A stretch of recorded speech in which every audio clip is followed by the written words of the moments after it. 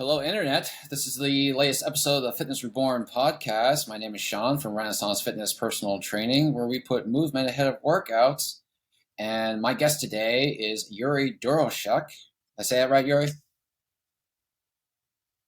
And he is a online weight loss coach. He services busy parents without any gimmick diets, and he's currently out of Dallas, Texas. Yuri, thanks for joining. Sean, thank you so much for having me on your show. Yeah, no problem, man. No problem. So, an online weight loss coach. All right, so that kind of gives us a general feel for who you are and what you stand for, but kind of give us a bit more. Tell us like where do you go from there? Online weight loss coach. A lot of us see that, but we just kind of like to know a little bit more. What's the who's the man behind the service?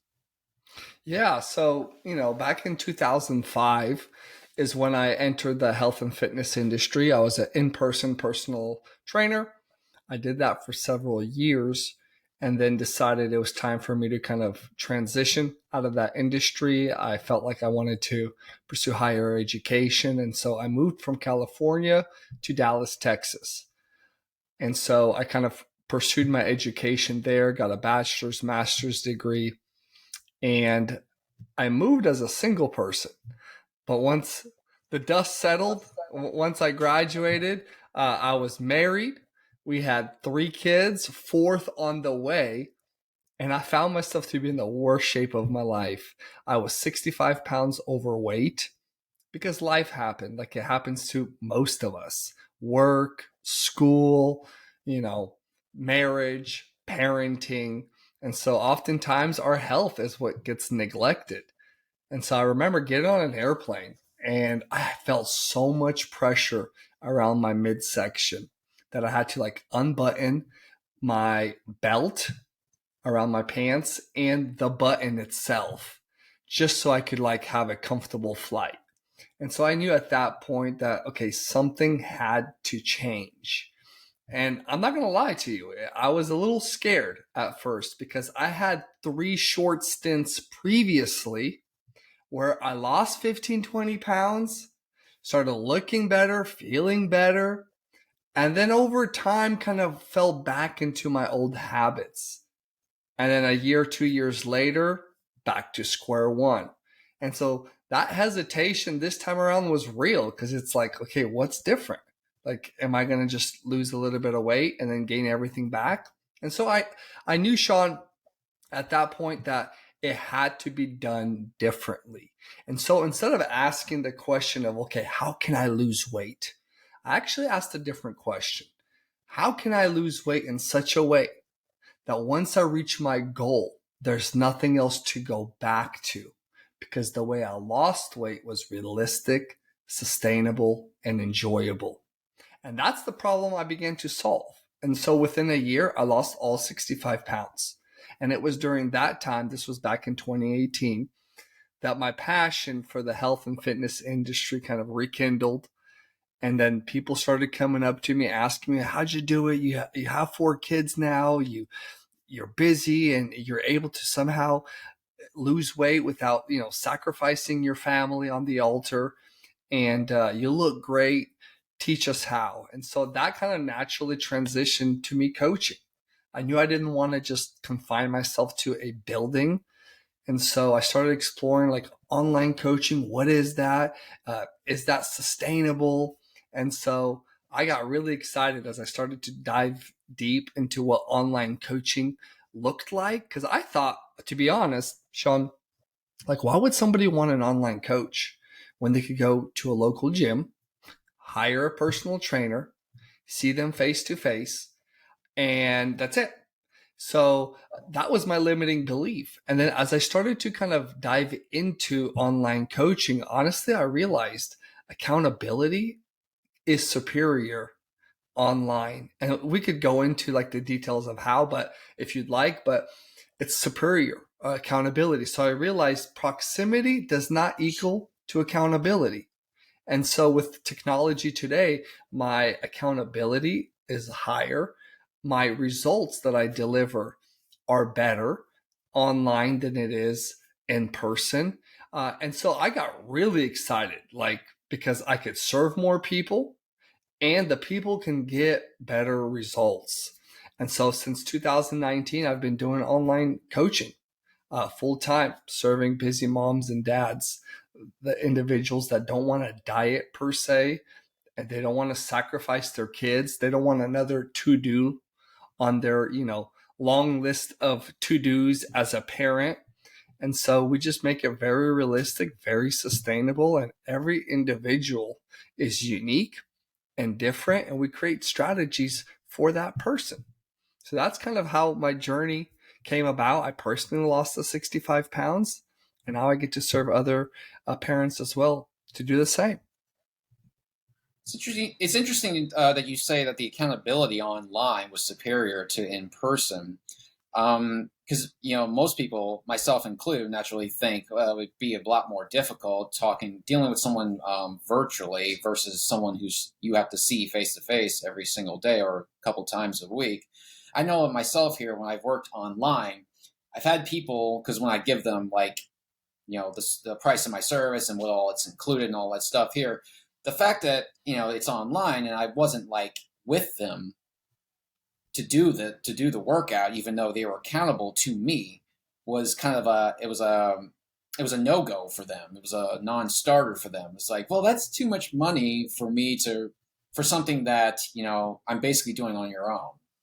Well, you're not doing it on your own. You have to report to me. It's not just me sending it out to you and then bye bye, I take your money. But that was kind of a stumbling block for a lot of people. So how did you make it to an advantage rather than a disadvantage? Yeah, I think it's first and foremost conviction of the coach, the trainer. If you truly believe that in person is superior, that's going to come out. So first and foremost, as a coach, as the professional, I need to be convinced of the reality that online is more superior. And here's how, man. So as an in-person trainer, and I'm talking from experience now, here's how it went. I had 5 a.m. clients up until 9 p.m., right? And usually kind of during the afternoon when people are working, it's a little kind of, it slows down. I get to work out myself.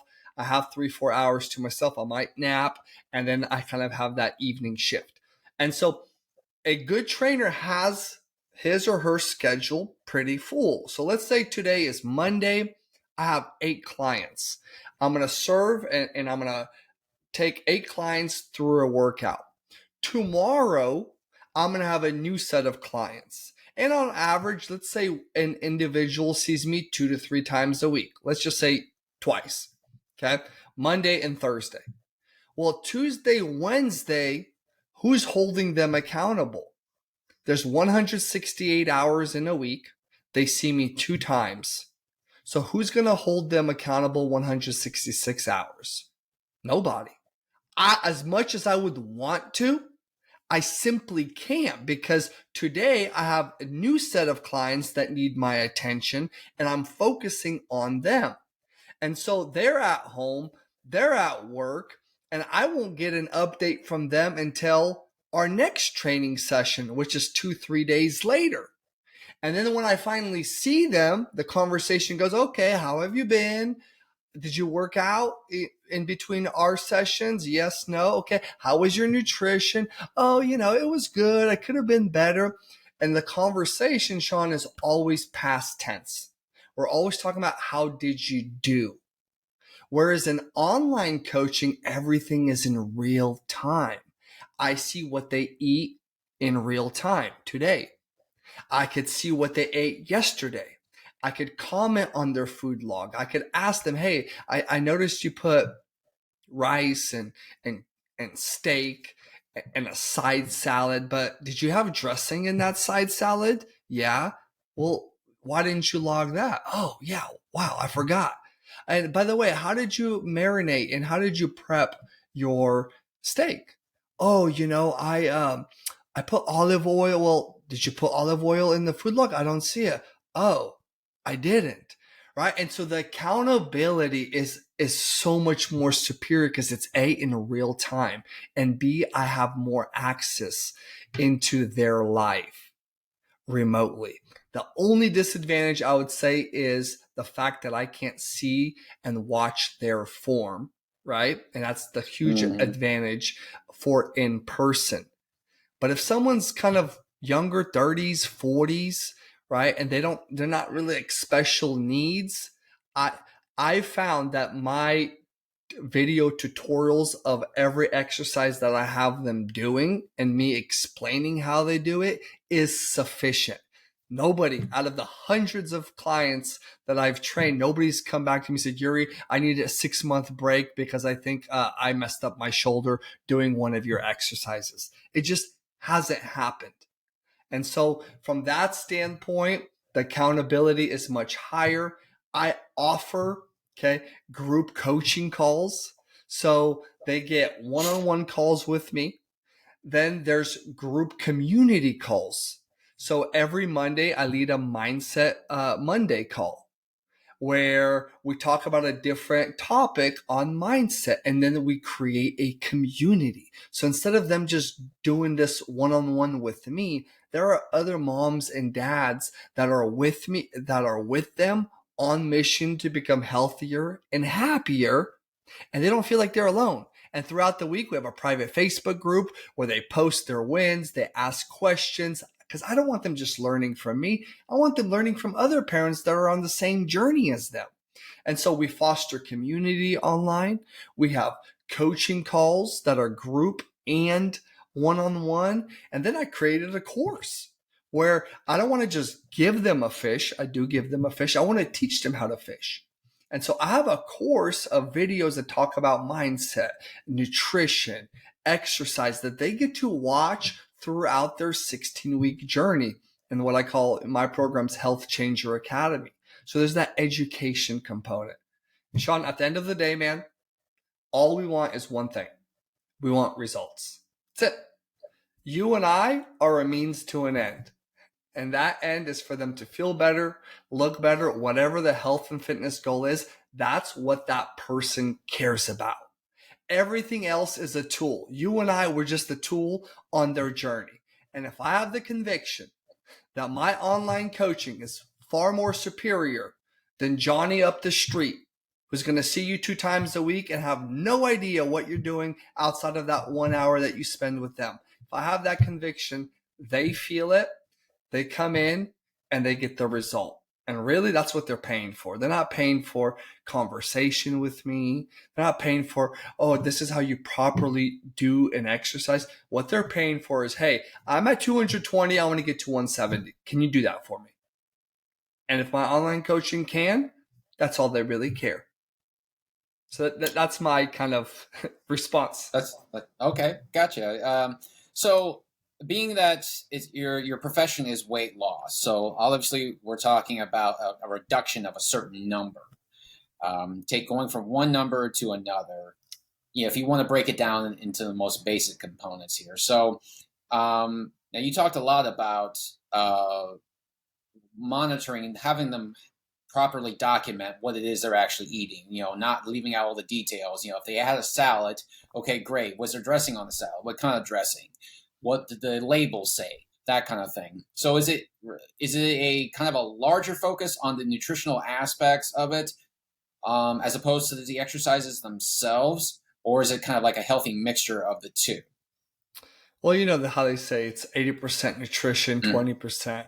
I'll say it's 100% nutrition and 100% exercise, first and foremost. But if someone's goal is weight loss, then nutrition needs to be on point. Because I've seen people, they work out. I mean, when I work out, my watch tells me after about 45, 50 minutes, I burned like 250, sometimes 300 calories. That's like a Snickers bar. Mm-hmm. And so oftentimes people think, hey, I just lifted weights, so now I could eat whatever I want. And so I put more focus on nutrition. Although every single client of mine does exercise. My standard is 3 workouts a week, 30 to 40 minutes. That's it. If you want to do home workouts, gym workouts, that's fine. But if I could get you in a calorie deficit, and then you're working out, doing the workouts I gave you, that's sufficient for you to get to your weight loss goal. Now, can we optimize our workouts? Absolutely. But a decent exercise routine and a great nutrition strategy is sufficient to get someone to their goal. And so that's kind of my take. 3 workouts a week, 30 to 40 minutes. And based on the equipment that they have is what I give them. I have demonstration videos attached to every single exercise that I give them. How many sets, how many reps, what's the rest time. And I tell them, I say, if you feel like something's off, it feels awkward doing that movement, you're not sure if you're doing it right, put your phone on the ground, record yourself doing the squat, send it to me, and I'll give you feedback. And so that's how we kind of overcome that aspect of, am I doing it right? Am I doing it wrong? And so, yeah, nutrition is definitely key. You touched on something I was going to ask you next. Is like, so what type of equipment would people need to be able to do your program here? So would they have to have access to anything in particular, or could they just like work with whatever it is they have in their home, and you just kind of fit the program around that? That's exactly right. And so I asked the person, hey, do you want to go to the gym or do you want to work out at home? Because I serve busy parents, sometimes they don't have time to just go to the gym and spend 40 minutes, 1 hour at the gym. So I want to give them an option. And a lot of times they'll say, I want to work out at home, but I don't have equipment. So what I do is I'll just tell them to buy like bands with the handles. And that's about $20 on Amazon. That'll give them resistance. And so I create a routine around those fitness bands and their body in their living room while their kid is crawling between their legs. They're watching Coco Melon or Blippi on the TV screen. They're in the living room with their kid getting their exercise in. The key, Sean, for me is creating habits. That's it. It's not so much optimizing the most perfect workout. If I can get someone to show up for themselves 3 times a week to do a workout, then 6 months from now, a year from now, when they say, hey, how can I optimize my workout? It's going to be so much easier to make tweaks to what they've already been doing over the last 16 plus weeks. The problem with a lot of people is they try to get the most perfect workout routine. They try to get the most perfect nutrition strategy. They try to get everything perfect and they just never start because perfection doesn't exist. And so the way I think about weight loss is, can I get you to work out 3 times a week regardless of how busy you are? And as we kind of go through our 16-week journey together, you start showing up to yourself for yourself. Then can I get you to stay in a calorie deficit most of the time? My philosophy is C's get degrees. So you don't have to be perfect, but can you give me a C average in staying in a calorie deficit? If you can, then we're creating some great habits. And so it takes about 60 days, 66 days to create a habit, but habits aren't permanent necessarily. We've created many habits in the past. I think all of us have, but then a year later, we're no longer doing them. And so for me, Health Changer Academy, my entry-level 16-week program, is that it focuses on creating habits, routines, and shifting our mindset around how we approach nutrition and exercise. That's what the 16 weeks is. My next tier program is a year long.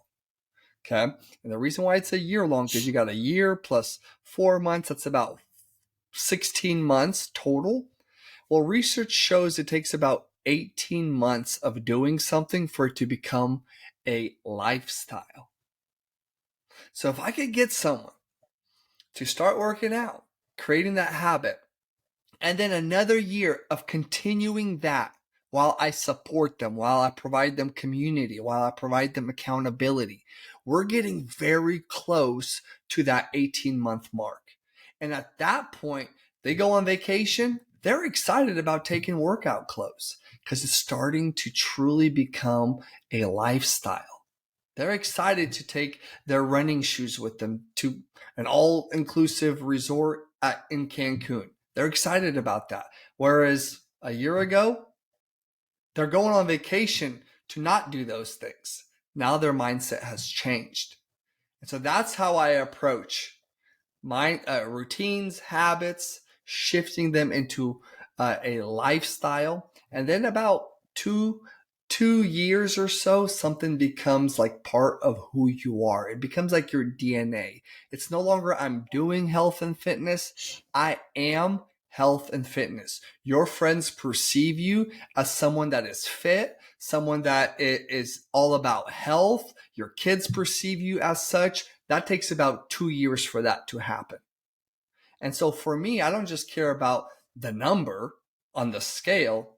I care about who the person is becoming, right? They're the person that's working out more. They're the person that's eating less fast food.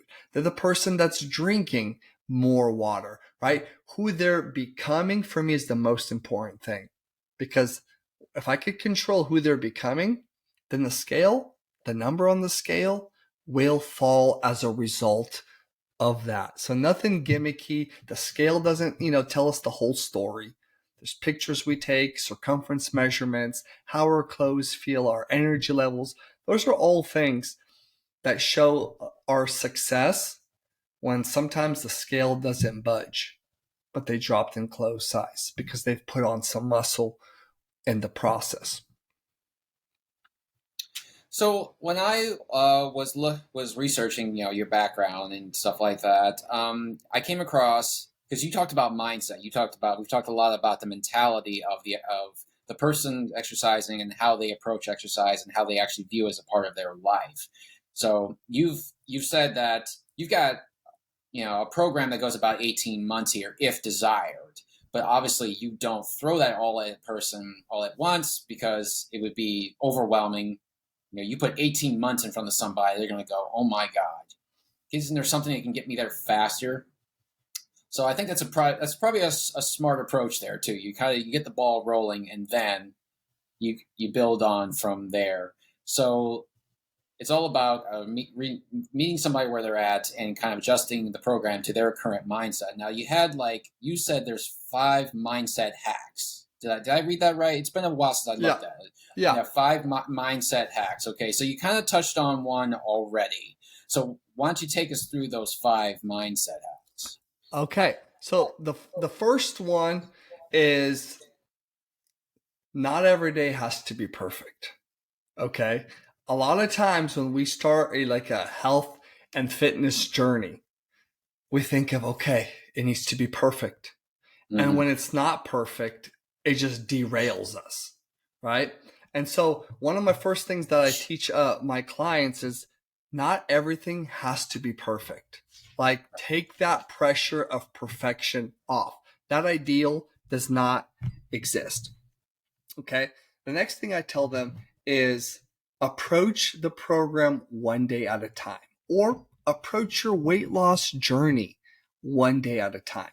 And what that simply means is sometimes when we kind of look at wow, I got 30 pounds to lose. Oh, 50 pounds to lose. That's so much. That's going to take so much time.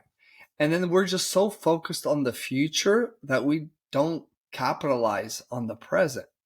So I tell them, hey, come Monday when you start with me, I want you to think that your weight loss program is only one day long. It's Monday. Can you do what it takes to win the day on Monday? And so I give them my metrics of what I consider winning the day. And that's all that they focus on. And at the end of Monday, they either say, yes, I did it, or no, I didn't. And if they say, yes, I did it, that's it.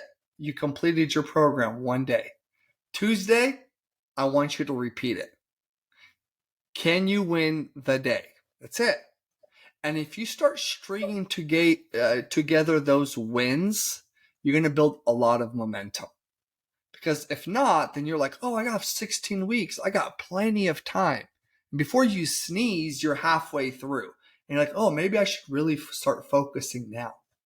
So that's the first one, 1 day at a time kind of program.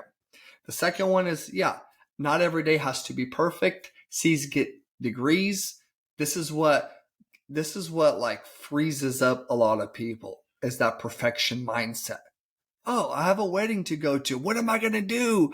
Oh no, my progress is going to be ruined. I don't know what kind of food they're going to serve. It's like, no, just breathe. We're good.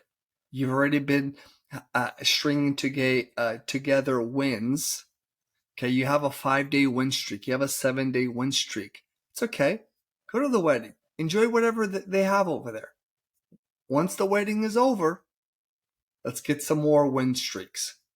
All right. The third one is your best meal comes after your worst meal. And the mindset behind that is a lot of times, let's say it's a Saturday morning, Sean, you're trying to lose weight. You're on this journey.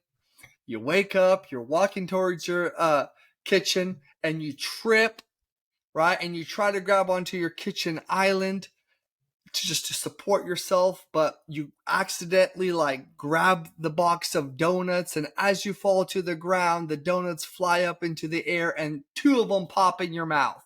Saturday morning, oh no, your day is ruined. And a lot of us will say, okay, I'm going to start over tomorrow because it's ruined. Or I'm going to start over Monday. And this mindset says, no. Your next snack or your next meal, make it a on-track meal. Who cares what you had for breakfast? Can your next meal be an on-track meal? Because really, if we're eating three like full meals a day, that's about 21 meals in a week. And if it's Saturday morning, you still have 5 more meals through Sunday. Why would you throw away those 5 meals because you feel like you messed up breakfast on Saturday morning? Mm-hmm. So the mindset says, hey, what's in the past is in the past. This lunch that you're going to have in a few hours, make it an on-track meal. So that's kind of the mindset, right? And the same principle applies to a week. Let's say the week was just disastrous. Fine. Your best week comes after your worst week. Let's say the whole month was bad. Fine. Your best month comes after your worst month. If people had that mindset coming in January, they would see great progress throughout the entire year. But what ends up happening with people with New Year's resolutions, come February, March, they mess up once, twice. They're like, oh, what's the point? I'm going to start over Monday. And then by Tuesday, they've already messed up. Okay, I'm going to start over next Monday. And we want to eliminate that kind of mindset. Your next meal is the best meal. All right. And then the fourth mindset, winning streaks. Thinking of your progress in terms of winning streaks. So today's Monday, you crush Monday. Great. Tomorrow's Tuesday. Can you stay in a calorie deficit? Can you get your workout in? Good. That's a 2-day win streak. Wednesday, can you do the same? Drink more water than you've ever have. Let's shoot for, 3 liters. Let's shoot for a gallon. Let's stay in a calorie deficit. Let's work out. Can you do that? Yes. Wow. That's a 3-day win streak. And you start stringing together those win streaks. And all of a sudden, before you know, you have a 12-day win streak, 15-day win streak. That's a lot of momentum. And then you have a camping trip. 3 days, you're in the woods, you're eating, camping food, whatever that means. But that shouldn't scare a person because you've already got a 15-day win streak. Your 2-3-day camping trip is not going to derail the 15 days. And the moment you come back from that camping trip, now you could string another 10, 15 days. And so then you string another 10, 15 days, and that camping trip in the middle won't even affect your progress if you look at it as a whole. And so I just want them to have these win streaks. Because when they have a wedding, when they have an anniversary, when there's a birthday, when there's a road trip, when there's a summer vacation, I don't want to tell them, okay, well, what's your strategy in losing weight while you're vacationing? Okay, well, what's your strategy? Like, no, we don't need to lose weight on vacation, because we have lots of momentum built up before that event, and we're going to have a lot of momentum built up after. So that's the fourth mindset. And the fifth mindset is you got to take full responsibility, like full ownership, full responsibility. Right. No one's going to care about your progress the way you will, not even your spouse. And the sooner you grasp that, the less pressure you're going to put on your spouse when they bring something that you feel is going to derail you, right? Oh, you brought ice cream. Why did you bring ice cream? Like, no. Your spouse is not supposed to be the one that's going to care about your journey. They'll support you, but you have to take ownership. If you live at home and somebody else cooks for you, like, you still have to take ownership of your progress. And I found, practically speaking, when someone starts their weight loss journey, everybody supports them. As they start gaining momentum and they start looking better than their friends, all of a sudden there's not that much love and support. You know, all of a sudden your friends aren't saying, hey, I know you're trying to lose weight, you know, let's go to that restaurant. They're not offering you the best solutions. They're actually offering you restaurants that may not help you along your weight loss journey. And you got to be okay with that. It's not their job to sit there and move every obstacle out of your way. And so you just got to own it. If you're married, don't expect your kids, don't expect your spouse to be, you know, moving all the hurdles for you. They're going to offer a restaurant that you're thinking, ugh, this is not really conducive to my fitness goal. And you have to navigate that. And so that's the fifth mindset.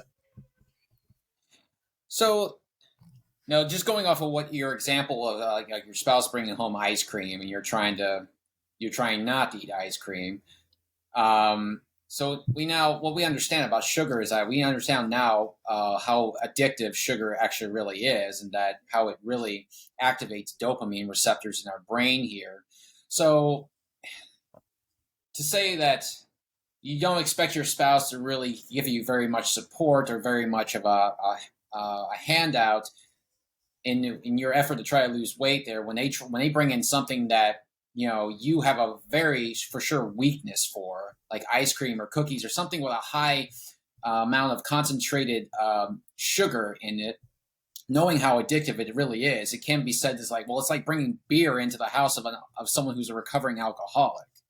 Yeah. So when you say that, so, you know, to a lot of people, when they're here, it's like, when you say that, well, don't expect your spouse to support you. Why wouldn't your spouse support you? If they don't, then they obviously don't care much about you, right? So it can be kind of a fine line to walk there. You kind of like almost like you're drawing a line between two married people.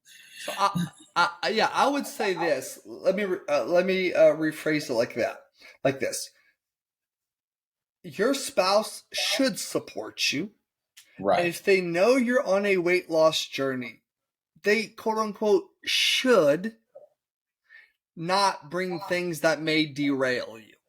Yes, in an ideal world, absolutely.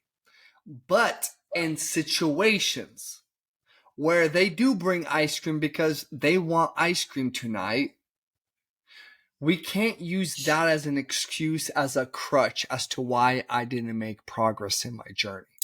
That's what I'm saying. And I would hope that a spouse would help as much as possible. But also, a spouse doesn't want to feel constrained themselves, like they're on a weight loss journey when they're not, because their loved one is.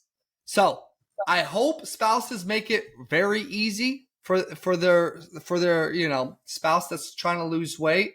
But in cases that they don't, you still got to take ownership. And as far as ice cream, there's Halo Top ice cream, which is a third of the calories from, let's say, Ben and Jerry's. And so, to be honest, I ate ice cream about 4 times a a week when I lost my 65 pounds. And so I practiced restraint over restriction. So the mindset there, here's a bonus mindset. The mindset there is, hey, I had pizza last night. I'm going to skip pizza as leftovers for today's lunch because I had it last night. So it's not that I could never have it, but it's, hey, I had it last night. Why am I going to have it 2 days in a row? And that's the principle that I kind of teach is we practice restraint, not restriction, because restriction will always lead to binge eating. Right. No, I fully agree, Yuri. And I think the central message is your responsibility and nobody else's. I just know that is a very difficult pill for people to swallow. And I kind of wondered, have you run into very many problems with expressing that message to others? Have they kind of like spat it back, or they kind of just kind of took issue with it at all, or does it just resonate with a lot of the people you work with? It resonates. It resonates because the spirit of this mindset is in moments that your spouse or your friends aren't that supportive, it's still your responsibility. It sucks, but it's still your responsibility. Don't feel like you're a victim to kind of their stumbling block that they set before you. Like, it's still your responsibility. And most people, they fully agree.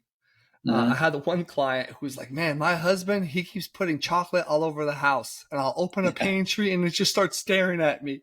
And so she thought about like buying a little, I don't know, like a kitchen bread, one of those bread holders where the thing kind of slides down and slides up and you could pull out the bread, and like putting a lock on it. So, that really didn't work. And it's tough when a spouse really just has poor habits and they're always bringing stuff in. It does make for the journey to be a little bit slower, because I always teach, like, if you want to overcome your temptations, the easiest way is to not have it in your house, right? Like, if it's not in your house, then you might crave something, but if it's not in your house, you're not going to eat it. If it is in your house and you're like, oh, I'm not going to have it today, you might not have it today, but tomorrow you probably will. And so the easiest thing to do is to prevent it from coming through the doors of your home. And that means when you go grocery shopping, this is something I also teach, don't go hungry. Sean, when I go to the grocery store after my workout and I'm hungry, I buy the dumbest stuff, man. I'm telling you. But when I go to the gym and then I eat my meal and I'm full, I go to the grocery store and I make smart decisions. I buy what I need. And so that's just another little hack that I teach parents. Like, don't go to the grocery store on your way home from work and you're hungry, because you will go and you will start buying things that you probably don't need. So eat first, be full, then go to the grocery store. Is this a lot of the same methodology that you applied to yourself when you lost that 65 pounds? Or have you been one of these people that has a lot of intrinsic motivation, a lot of intrinsic discipline, and all you had to do was just kind of tap into it? Some people are just like that. They have that force of will where they can just withstand whatever pressure is put in front of them, And some people are just they are very externally based. They need that support. They need that community. They need that gym buddy, that kind of person who's going to push them with them. Are you one of those, or have you been more of the more internal people? Great question. And I found what makes the journey easier is doing a strategy that's realistic, sustainable, and enjoyable. I had one client who was an accountant who was in busy season, And in busy season, and if you're a public accountant, you know you're working crazy hours. And a lot of times these companies will just cater in food because they want you working through lunch. And she Yeah. said, Yuri, like, I'm not even tempted by all the stuff that they're catering in because the meal that I have prepared is delicious. So I'm not tempted. See, it's only hard when we're doing something that's just dumb. And in my opinion, like keto, things that are cutting out carbs, restrictive diets, that's not sustainable. Willpower will fizzle out, and then you're going to go back to what you like. And so my pragmatic approach is, well, let's look at what you like. Let me show you how you can make small tweaks to those meals to cut your calories, put you in a calorie deficit so you can lose weight. And it's not that hard. And so the way I lost weight, no joke, Sean, at that time, I was traveling 48 out of 52 weeks. I was in a new city every week. And usually it was Monday through Wednesday night. International trips, I was gone for like 10 days. So I lost 65 pounds eating out half the time, navigating airports, hotels, wining and dining clients. Okay. I lost the weight. And so for me, calorie deficit is king when it comes to weight loss. And so a lot of times, a lot of programs, they begin with what foods you should have or should not have. These are the good foods to eat. Don't eat this.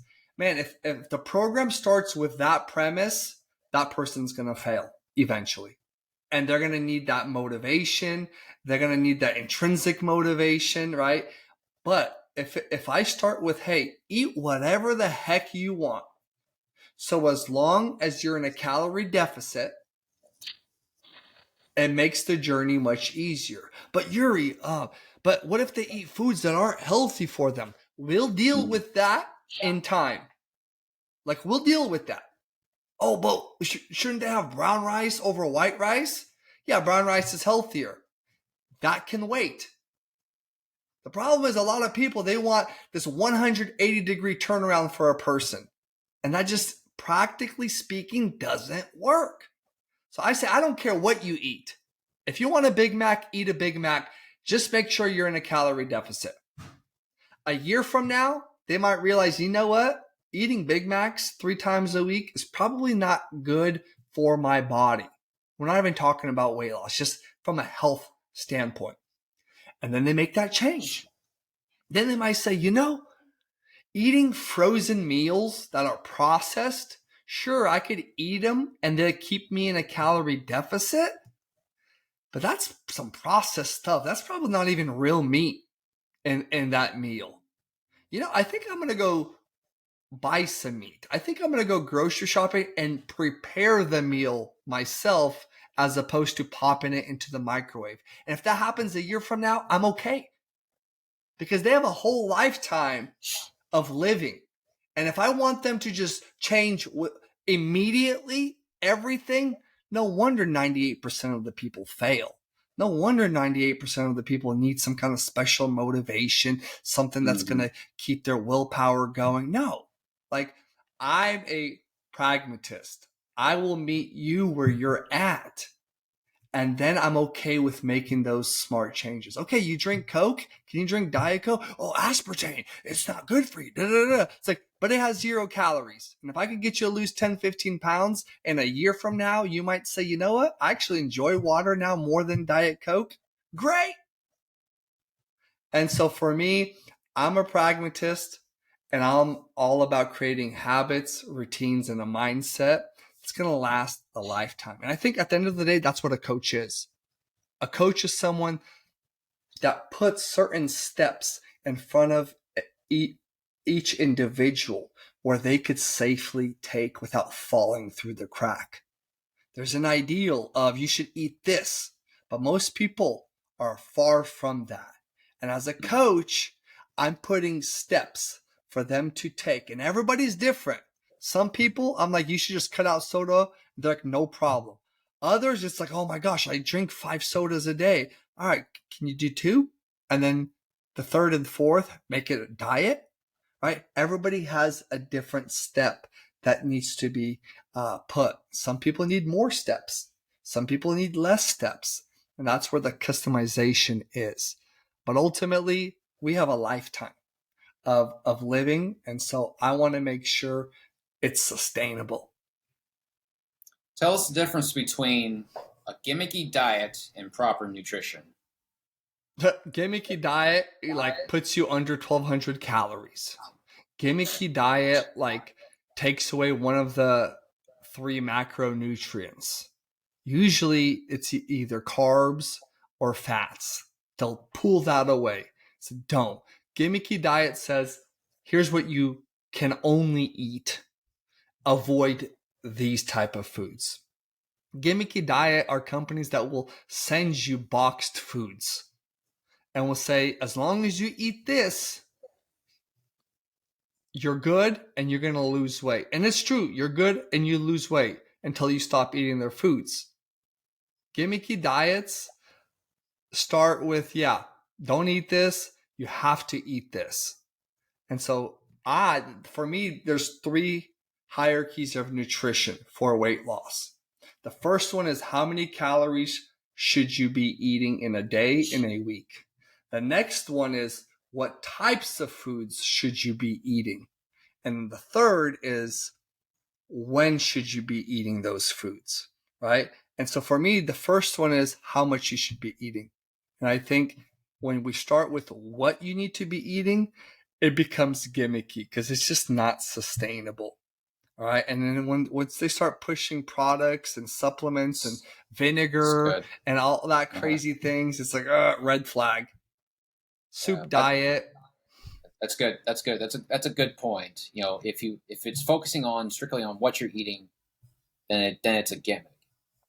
I think that's a solid point. I think you just made there. It's a really good summarization of just where a lot of things really are with the diet industry. So, so in terms of we all know that being a parent obviously creates loads of responsibilities just because you have kids and everything else. And well, if you have kids, likely you're also a functioning adult. At least you hope so. Which means you got a job. Which means you got this. You got bills. You got all that other stuff too. Was there a particular reason that you focused only on parents? Do you only work with parents, or do you kind of work with a little bit of everybody, or do you focus strictly with moms and dads? No, I mean, weight loss, regardless whether you're married or not, whether you have kids or not, the science is the same, right? So I do have young professionals. I have people that aren't married. I have people that are married that don't have kids.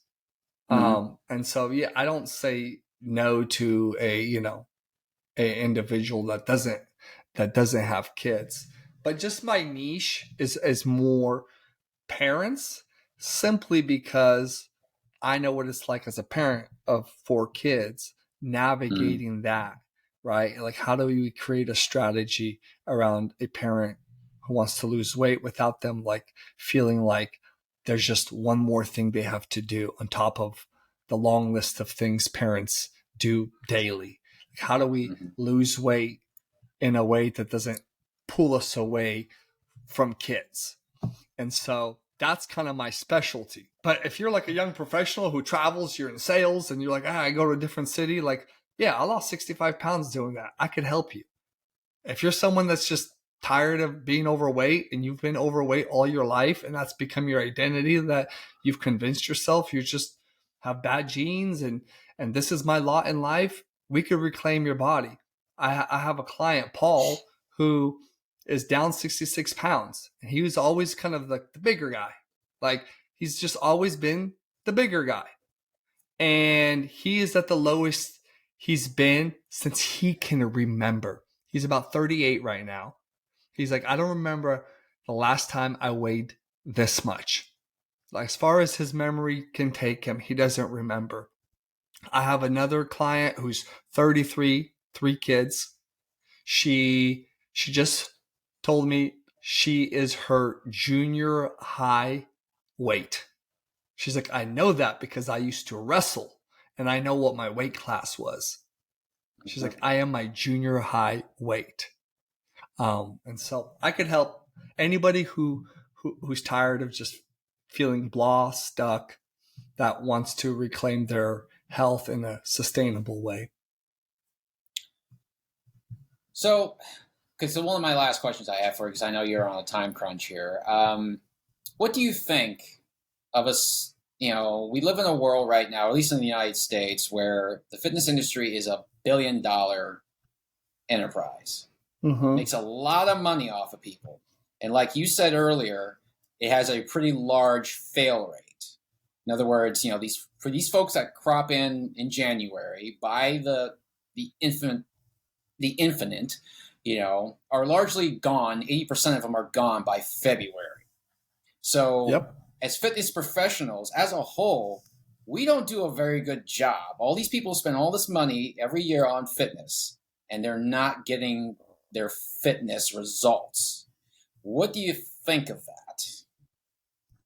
I think it's our job to redirect the individual who has a goal from, hey, I want to lose 50 pounds, I want to lose 30 pounds, to redirect their goal to their process goals. Who do you want to become?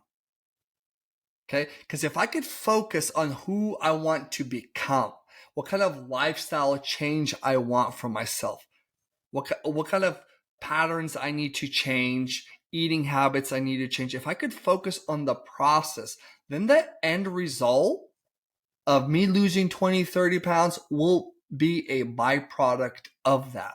So anytime I'm talking with someone, they're interested in my coaching, and I ask them about their goal, and they're like, oh, I want to lose 30 pounds and I want to be a size 6.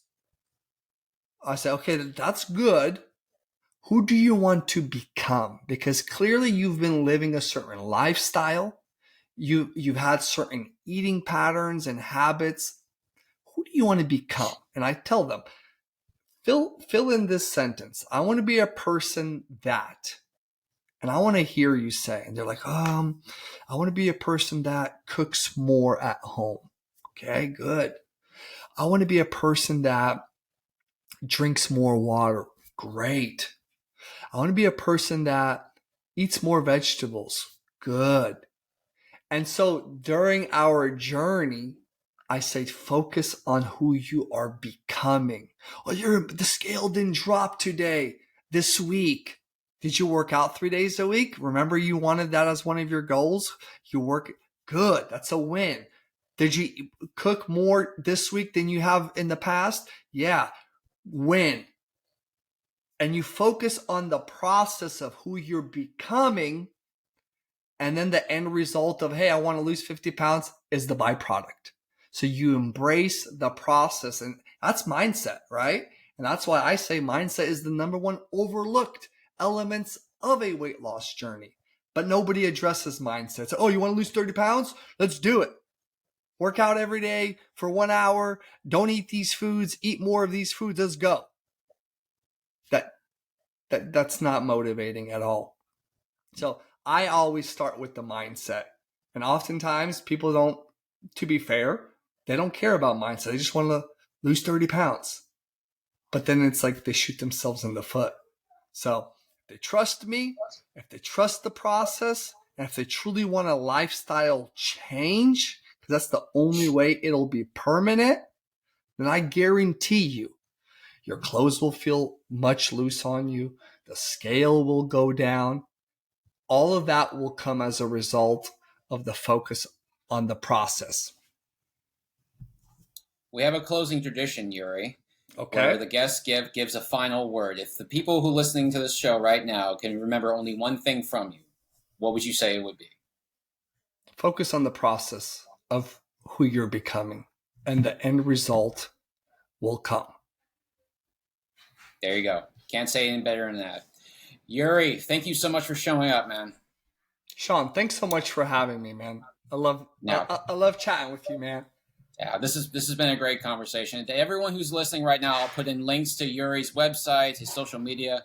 Of course, they'll all be in the footnotes, and you can reach out to him at any time here. I got to let Yuri go because he's got stuff to do. But until next time, move forever. Peace out, y'all.